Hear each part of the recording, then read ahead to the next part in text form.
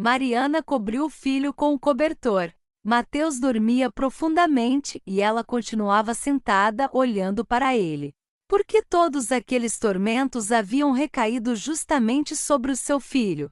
Por que tantas provas tinham sido destinadas à família deles? Ela esboçou um sorriso triste. Bem, não a toda a família, é claro. Rafael, assim que soube da doença do filho, de algum modo se afastou um pouco. Não, ele continuava sendo seu marido, vinha do trabalho, mas tornará-se como um estranho, como alguém para quem os problemas deles não diziam respeito. Havia ele, e havia eles com seus problemas. Ela confiava nele, acreditava que estariam juntos na tristeza e na alegria, mas Rafael se ressentia dela, achava que ela havia transformado a vida maravilhosa deles num inferno. Luana até estremeceu. Havia prometido a si mesma nunca mais lembrar do que Rafael lhe dissera certa vez. Ainda mais porque ele próprio pedirá isso, quando percebeu o que havia dito. Mas algo lhe dizia que Rafael se lembrava, que pensava em como tudo teria sido se ela tivesse concordado. O casamento deles estava por um fio. Sobre a mesa, o telefone vibrou baixinho. Luana o pegou e saiu do quarto. Alô, você não me conhece, mas eu gostaria de me encontrar com você. Sei sobre você, sobre o seu nascimento. Quem é você? Digamos que sou um conhecido da sua mãe. Sei que ela não está mais aqui. Sei que você a procurou. Se não for incômodo, gostaria de me encontrar com você, contar como tudo aconteceu, para que você não fique magoada com ela. Não ficar magoada. Eu, em princípio, não guardo mágoa nenhuma dela. Como se pode guardar mágoa de alguém que abandonou a própria filha à porta de um abrigo à noite e fugiu? Como se pode lidar com alguém que ouviu uma criança chorando, apavorada, engasgada em lágrimas, chamando por ela, e nem sequer se virou? Ela simplesmente não tinha outra saída. Não existe saída. Só a do caixão. Luana, você é muito parecida com a sua mãe. Não fisicamente, eu não a vi.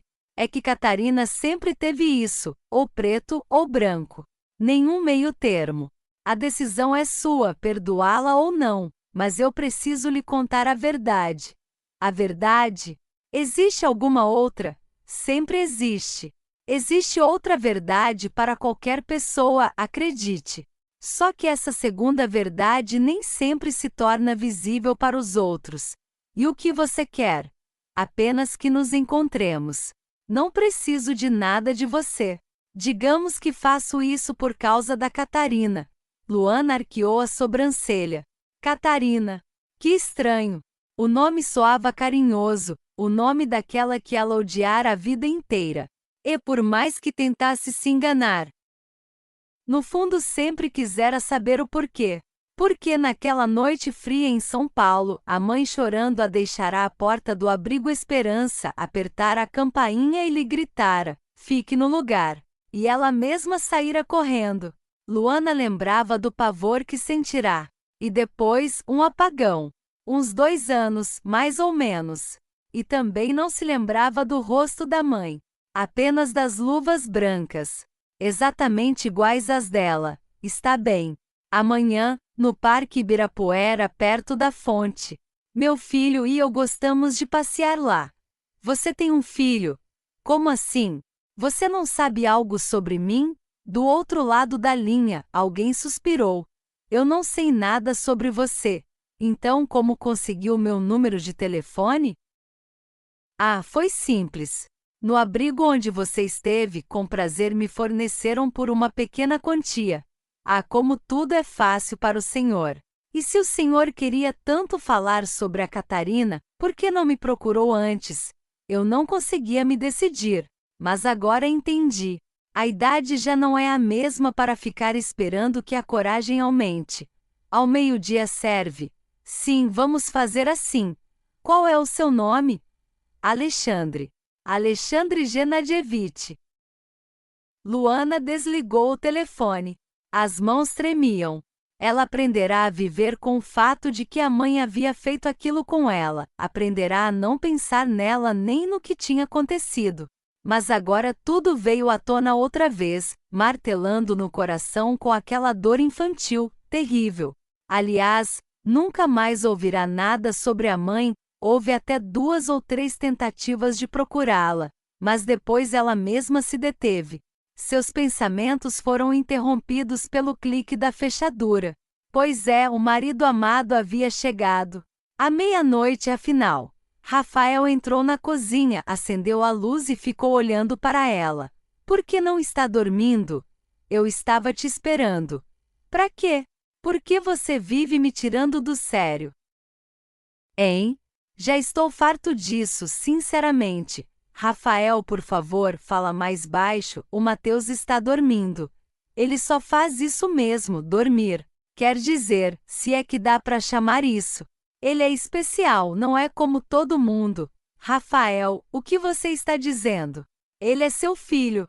E daí? Eu precisava de um filho normal para jogar futebol, passear. Passear empurrando uma cadeira de rodas não é lá muito interessante. Vou dormir. Você estragou o clima de novo. Que mulher mais inútil! Luana ficou na cozinha. Tentava não chorar, mas as lágrimas traidoras continuavam escorrendo pelo rosto. Ficou sentada por 1 hora, esperando que Rafael já tivesse pegado no sono. Deitou-se quase sem fazer barulho, mas ele se mexeu, como uma elefanta. Que castigo! De manhã, ela colocou o café da manhã na frente do marido. Ele deu um gole no café, queimou-se e levantou de um pulo. Obrigado, vou comer em outro lugar. E saiu.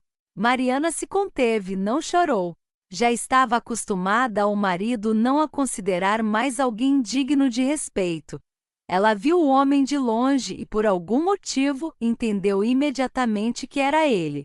O desconhecido estava sentado sozinho, com a cabeça baixa, como se estivesse se preparando para algo. Bom dia, o senhor é Alexandre Genadievitch? O homem levantou-se de um salto, tirou o chapéu. Sim, bom dia. Eu a reconheceria na hora. Você é muito parecida com a Catarina. Ele se virou para o filho de 5 anos e estendeu a mão. Oi, como você se chama? Mateus. O menino olhou timidamente para a mãe. Ela notou que o homem havia percebido a cadeira, as pernas, tudo, e ainda assim, nenhum músculo do rosto se contraiu, como se tudo estivesse absolutamente normal. Vamos nos sentar? Mariana sentou-se e olhou para ele. Então, o que o senhor queria me contar? Agora ela o observava com atenção. Um casaco caro. Aparência bem cuidada dele emanava dinheiro, coisas finas, aparentavam 60 anos. Mais ou menos. Mateus alimentava os passarinhos com entusiasmo, usando o pãozinho que haviam levado de propósito. Mariana, me perdoe, o que o Mateus tem? Isso tem tratamento? Ela deu de ombros. Os médicos dizem que sim. Mas também dizem que para isso são necessários valores muito altos. Não temos de onde tirar esse dinheiro. Você tem marido? Ela suspirou. Tenho e não tenho. No papel tenho. Mas na prática, nem sei como responder. Mas me parece que nos desviamos do assunto. Sim, claro. Desculpe. Ele ficou em silêncio por um instante, como se estivesse reunindo forças. A Catarina não queria entregá-la.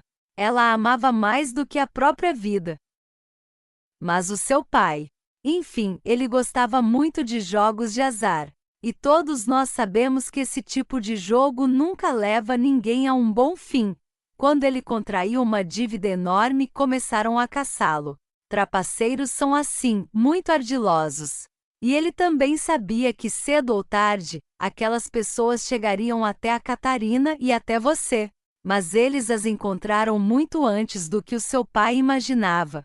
Ele estava justamente arrumando as coisas para mandar você para parentes distantes. Viu aqueles homens no pátio. Gritou para Catarina: pegue a filha e corra. O mais longe possível. E ele?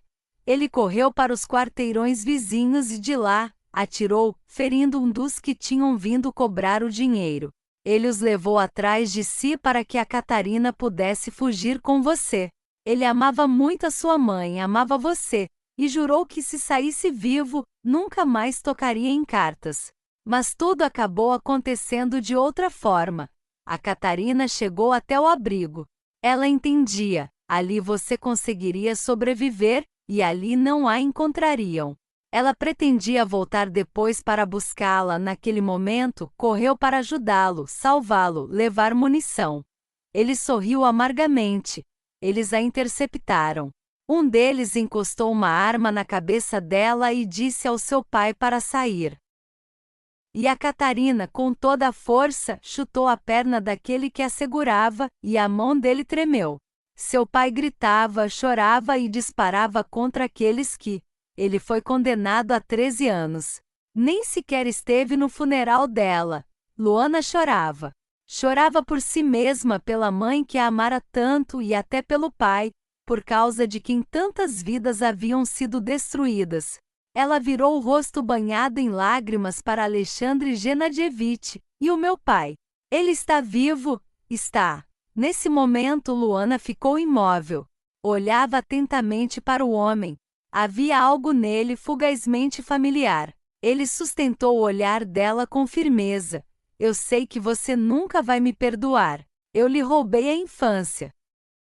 Roubei a sua mãe. Roubei tudo. Só quero que você saiba, a Catarina era boa. E amava você mais do que tudo. Tome. Ele colocou algo na mão dela.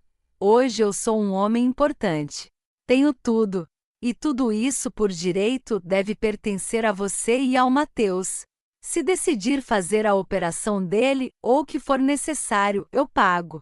Quanto quer que custe. E se algum dia você entender que eu não sou tão repugnante a ponto de você não conseguir viver e me ter por perto na sua vida, basta me dizer, eu aceito. Aceito que eu volte a ser seu pai. Eu me lembro de você até os 4 anos, mas depois disso não sei mais nada sobre você. Pense. Eu ligo. Ele se afastava com passos largos, enquanto Luana amassava o cartão de visitas na mão. Depois enfiou-o no bolso. Pegou as alças da cadeira de rodas. Passaram-se alguns dias. Rafael girava diante do espelho do quarto, ajeitando a gravata e até cantarolando alguma coisa. Luana observou da porta e esboçou um sorriso cansado. Vai aonde tão arrumado assim?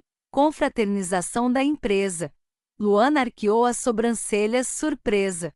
Você não comentou nada. Para que eu não poderia ir mesmo? Tenho Mateus, e mesmo que pudesse eu não te levaria. Ela sentiu o rosto esquentar. Interessante. Por quê? Porque você. Como posso explicar? Todas as esposas lá são vistosas. Bem vestidas, maquiadas. Você não tem muita roupa decente. E maquiagem custa dinheiro. Dinheiro que vai todo para remédio. Mas ele é nosso filho. E eu não disse que não é. Só respondi a sua pergunta. Pronto, já estou atrasado. Rafael vestiu o paletó e Luana foi até o hall de entrada. Ué, cadê minhas botas? Eu tirei elas aqui de manhã. Ela respondeu, aflita. Rafael, por favor, não briga. Eu derramei leite nelas sem querer. Foi quando voltei do mercado, a embalagem estourou. Eu lavei na hora. Ele levou as mãos à cabeça. Meu Deus! Como alguém consegue ser tão inútil? Luana ficou em silêncio. Pois é, talvez ele esteja certo outra vez. Rafael encontrou um par de botas velhas no fundo do armário, passou graxa, olhou-se no espelho. Bom, até que dá pro gasto. Luana se aproximou para beijá-lo, mas ele se afastou. Você está com cheiro de comida. Meu Deus do céu! Vai logo cuidar da criança. E saiu. Foi aí que Luana desabou de vez. Chorou a noite inteira. Às vezes se acalmava, depois recomeçava. E se o Rafael tiver outra? E se um dia ele simplesmente for embora? Ou pior, mandar eu sair de casa?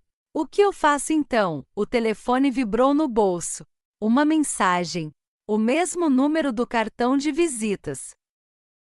Eu ligo amanhã. Luana apoiou-se no parapeito da janela. A vida era estranha. Há poucos dias odiava a mãe. Nem sabia que o pai estava vivo, e mesmo assim também o odiava. Agora sentia pena da mãe. E até daquele pai atrapalhado que amara tanto a mãe quanto a ela. Rafael estava animado naquela noite.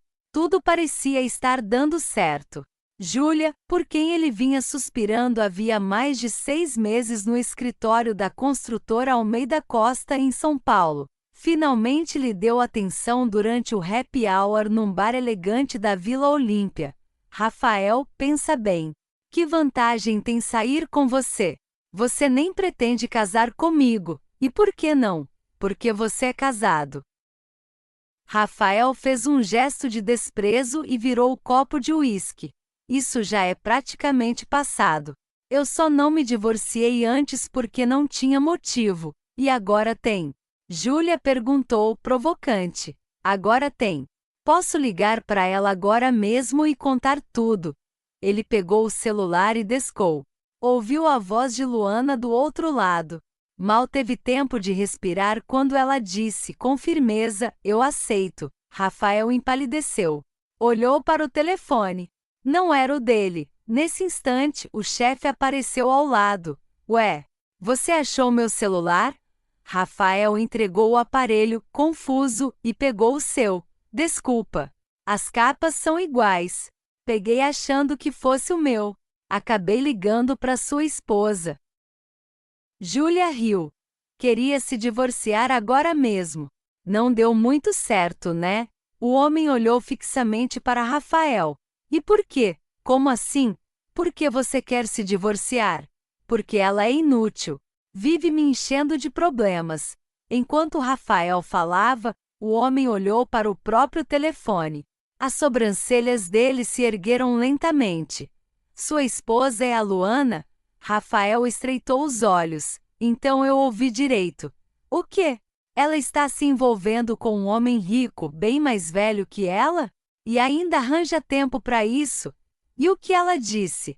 Disse que aceita. Chega! Alexandre Genadievich encarou Rafael com frieza. Você é um completo idiota. Em resumo, você está demitido. A Luana é minha filha.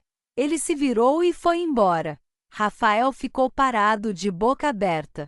Júlia, com delicadeza, levantou o queixo dele com a ponta dos dedos, e também foi embora. Por alguns instantes, Rafael ainda ficou ali, atordoado. Depois saiu correndo para casa.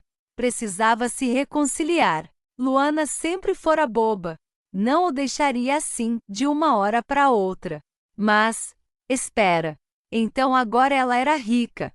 Só que ao chegar ao prédio, viu o carro preto de Alexandre estacionado em frente. Era tarde demais. Tudo bem, agora ele estava livre para Júlia. Mas ela recusou a ligação. Em seguida mandou uma mensagem: não me liga mais. Some da minha vida. Se você gostou da história, espero muito contar com o seu apoio clicando no botão de curtir. Obrigada e tudo de bom!